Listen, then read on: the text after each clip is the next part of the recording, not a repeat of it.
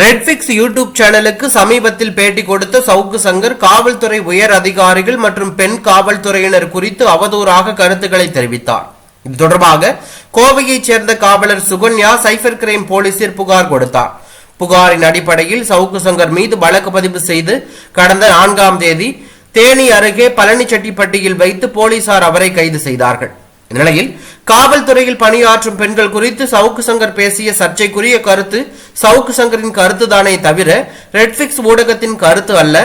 அந்த சர்ச்சைக்குரிய கருத்து காவல்துறையில் பணியாற்றும் பெண்களுக்கு மிகுந்த மன வருத்தத்தை ஏற்படுத்தி உள்ளது. எனவே அந்த காணொலியை ஒளிபரப்பியதற்கு ரெட்பிக்ஸ் ஊடகம் மனம் திறந்து மன்னிப்பு கேட்டுக்கொள்கிறது என்று ரெட்பிக்ஸ் ஊடகத்தின் பொது மேலாளரும் ஃபெலிக்ஸ் ஜெரால்டின் மனைவியுமான ஜோன் ஃபெலிக்ஸ் கூறியுள்ளார். இது தொடர்பாக அவர் வெளியிட்டுள்ள அறிக்கையில் கடந்த 30/4/2024 அன்று ரெட்பிக்ஸ் ஊடகத்தின் ஆசிரியர் ஃபெலிக்ஸ் ஜெரால்ட் சவுக்கு சங்கரை நேர்காணல் செய்தார். தமிழக காவல்துறையில் பணியாற்றும் பெண்கள் குறித்து சவுக்கு சங்கர் பேசிய சர்ச்சைக்குரிய கருத்து சவுக்கு சங்கரின் கருத்துதானே தவிர ரெட்பிக்ஸ் ஊடகத்தின் கருத்து அல்ல.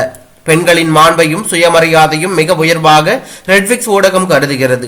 சவுக்கு சங்கர் பேசிய அந்த சர்ச்சைக்குரிய கருத்து காவல்துறையில் பணியாற்றும் பெண்களுக்கு மிகுந்த மன வருத்தத்தை ஏற்படுத்தி உள்ளது.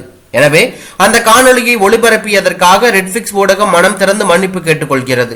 சர்ச்சைக்குரிய அந்த காணொலி வழக்கு நிலுவையில் உள்ளதாலும் காவல்துறை விசாரணைக்கு தேவைப்படுவதாலும் வேறு யாரும் பார்க்காத வண்ணம் பிரைவேட் செய்யப்பட்டுள்ளது என அதில் குறிப்பிடப்பட்டுள்ளது அரசியல் வட்டாரத்தில் பரபரப்பை ஏற்படுத்தி உள்ளது.